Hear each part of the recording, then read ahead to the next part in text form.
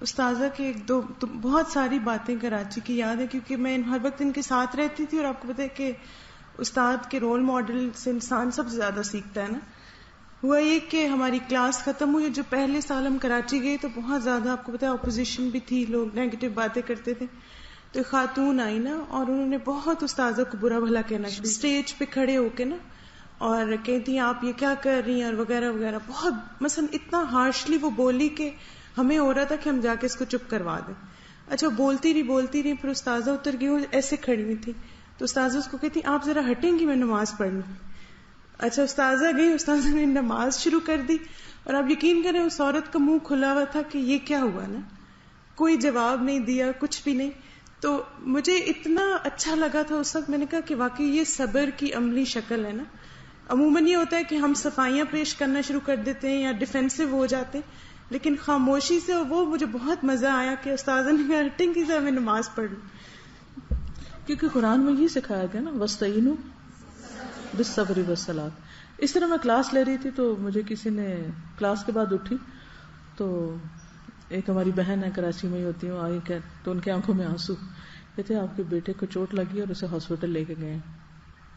تو میں کچھ بات کچھ کر رہی تھی یا کوئی میٹنگ کر رہی تھی کچھ، ان کا اچھا تھوڑی دیر میں لمحے کے لیے رک کے میں نے دعا دل میں پڑھی، اور اس کے بعد میں نے اپنا کام شروع کر دیا۔ اور اپنے روٹین ٹائم پہ جب میں گھر کی، میں نے کہا اب اگر وہ ہاسپٹل جا چکا ہے تو میں کیا کر سکتی ہوں پیچھے جا کے، سوائے اس کے کہ وہ میں جاؤں اور مجھے دیکھ کے رونا شروع کر دے، کیونکہ بچے ویسے بالکل صبر حوصلے میں ہوتے ہیں، لیکن جب مائیں نظر آتی ہیں تو وہ لیٹ جاتے ہیں اور وہ چیخنے چلانے لگتے ہیں۔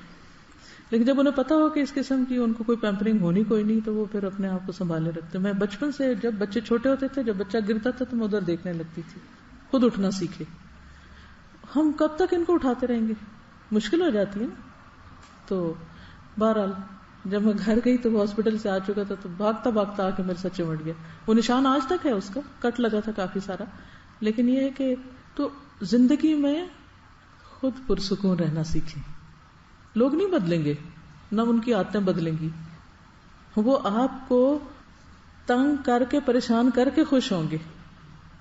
بہت سے لوگ یا خود فرسٹریٹ ہوتے ہیں، پریشان ہوتے ہیں، تو وہ آپ کو ساری فرسٹریشن آپ پہ نکالنا چاہتے ہیں، نکال لیں۔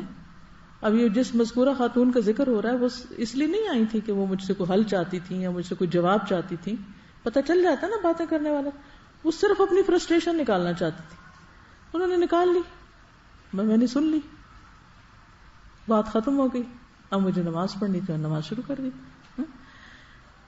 اسی طرح بہت سے لوگ، آپ کو اگر کوئی نعمت مل رہی ہے، خوشی مل رہی ہے، آپ پرسکون ہیں، تو وہ آپ کو سکون تباہ کرنا چاہتے ہیں، اور خاص طور پر شیطان لوگوں کے پیچھے لگ جاتا ہے کہ جو دین کا کام کر رہا ہے اس کو بے سکون کر دو، اس کو اتنی باتیں سناؤ، اس کے اوپر ایسی ایسی غلط تنقید کرو کہ وہ اتنا پریشان ہو کہ اپنا کام چھوڑ دے۔ جب انسان اللہ کے فضل سے یہ تہیہ کر لے کہ جو مرضی کوئی کر لے، میرے ساتھ میرا اللہ ہے، کوئی نقصان نہیں دے سکتا، نہ کوئی میرا رازق ہے نہ میرا کوئی مالک ہے، میں یہ جو کچھ کریں یہ اللہ کا کام ہے، اللہ کا وعدہ ہے، وہ خود اس کی حفاظت کرے گا۔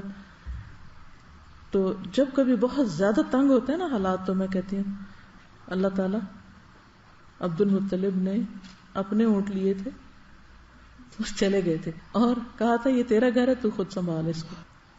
تو اللہ کا کام ہے نا، اللہ کا وعدہ بھی ہے، ان تنصر اللہ ینصرکم، اگر ہمیں یہ سعادت ملتی ہے کہ ہم اللہ کی مدد کریں، اللہ ہماری کرے گا، ضرور کرے گا، کیوں نہیں کرے گا۔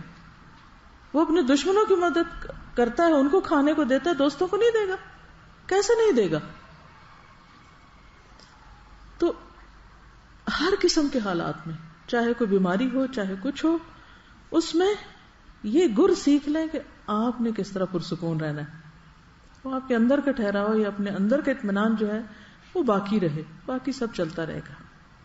اور آپ اپنے رب سے اس حال میں ملیں کہ فرشتہ یہ پکار لے کر آئے، یا ایتھا النفس المطمئنہ ارجعی الی ربک راضیۃ مرضیہ، وہ اس کے لیے تیار رہے کہ مجھے نفس مطمئنہ کے طور پر دنیا سے رخصت ہونا ہے۔ اب جب میں پلٹ کر پچھلے دن میں اپنی صفائی کر رہی تھی، شیلفوں کی شفٹنگ ہوئی، ادھر کی بہت ساری چیزیں اکٹھی ہو گئی، تو میں اب تھوڑا تھوڑا کر کے چیزوں کو سارٹ آؤٹ کریں۔ جب میں پچھلی چیزیں، کوئی خط ہے، کوئی کچھ ہے تو میں پڑھتی ہوں، میں سوچتی ہوں ان کی کیا ویلیو ہے، ان کی کیا حقیقت ہے۔ اگر کوئی تعریف کا خط لکھ دیتا ہے کسی وقت تو اس وقت پڑھ کے بندہ اگر تھوڑی دیر خوش ہو جائے اور اس کے بعد وہ کاغذوں میں دب جائے، یا کسی وقت کوئی اگر تنقید کا لکھ دیتا ہے اور وہ بھی پڑھ کے کاغذوں میں دب جائے اور ڈسٹ پڑ جائے اس پر، 10 سال بعد آپ اس کو نکال کے دیکھیں کیا حقیقت ہے اس کی؟ کوئی ہے؟ کچھ بھی نہیں.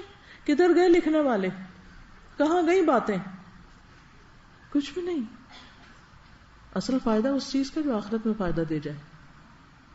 تو اس لیے پریشان ہونا چھوڑیے، اور جب یہ یقین آ جائے کہ تکلیف اللہ کی طرف سے ہے. قرآن پاک میں بھی آتا نا، ما اصاب من مصیبت الا باذن اللہ ومن یؤمن باللہ یہد قلبہ واللہ بکل شیء علیم. جو بھی مصیبت آئی ہے اللہ کے اذن سے آئی ہے، اس کے اذن کے بغیر آ ہی نہیں سکتی تھی. اچھا اللہ نے اجازت دے دی تھی جو مجھ تک پہنچنے کی، تو وجہ ہے کوئی، ضرور کوئی اس کے پیچھے مقصد ہے. وہ سمجھنے کی کوشش کرو. اللہ میرے دل پہ حکمت القاء کر دے کہ مجھے سمجھا دے کہ یہ ہوا کیوں.